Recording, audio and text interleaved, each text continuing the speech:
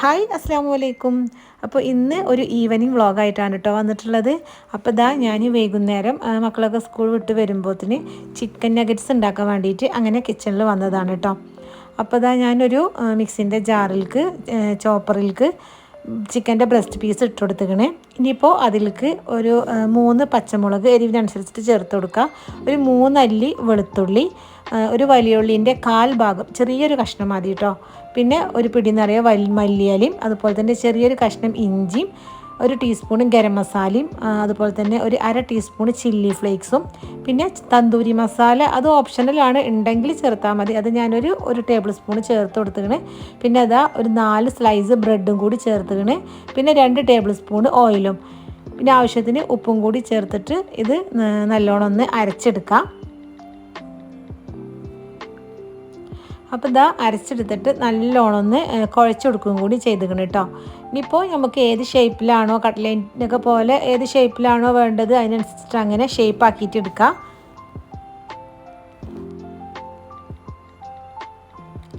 ഞാനിപ്പോൾ ഇതാ ഇതുപോലുള്ളൊരു ഷേപ്പിലാണ് കേട്ടോ ആക്കിയെടുത്തിക്കണത്.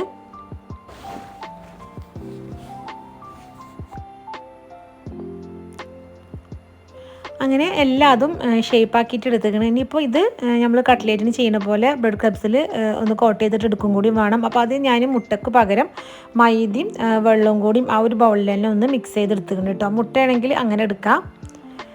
ആ ഒരു മൈദ മിക്സ് റെഡിയാക്കുമ്പോൾ അതിലൊരു ടേബിൾ സ്പൂണ് കോൺഫ്ലോറും കൂടിയും ചേർത്തേക്കണേ.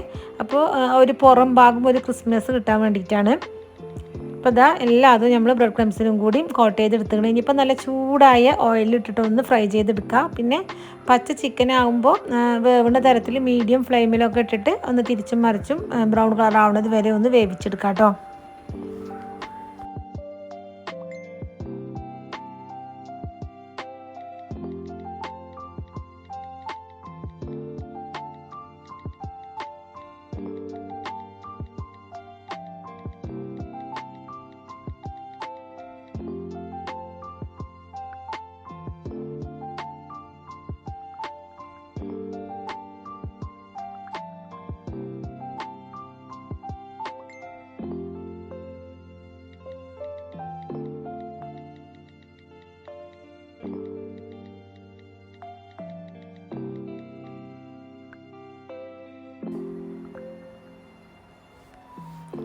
അപ്പോൾ ഇതാ അടിപൊളി നല്ല ചൂട് നഗറ്റ്സ് റെഡി ആക്കണം കേട്ടോ. നല്ല ടേസ്റ്റാണ് കഴിക്കാൻ. പിന്നെ ഞാൻ പറഞ്ഞ ഇൻഗ്രീഡിയൻസിൽ ഉള്ളി കാര്യങ്ങൾ അതൊന്നും കൂടി പോവരുത്. അപ്പോൾ അധികം ഒരു ഫ്ലേവർ തോന്നിപ്പോവും.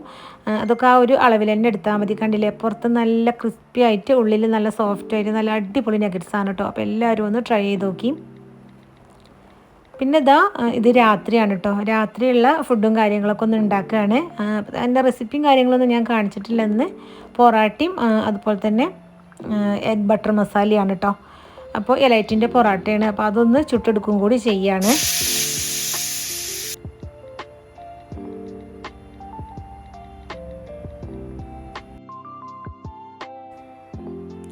അങ്ങനെ ഫുഡ് കഴിക്കലും കാര്യങ്ങളൊക്കെ കഴിഞ്ഞ് പിന്നെ ഇതാ ലാസ്റ്റായിട്ട് കിച്ചൺ ക്ലീനിങ് ആണ്. അപ്പോൾ പാത്രങ്ങളും കാര്യങ്ങളൊക്കെ കഴുകിയിട്ട് സിങ്കൊക്കെ ഒന്ന് ക്ലീൻ ആക്കിയിട്ട് ഇടുകയാണ്.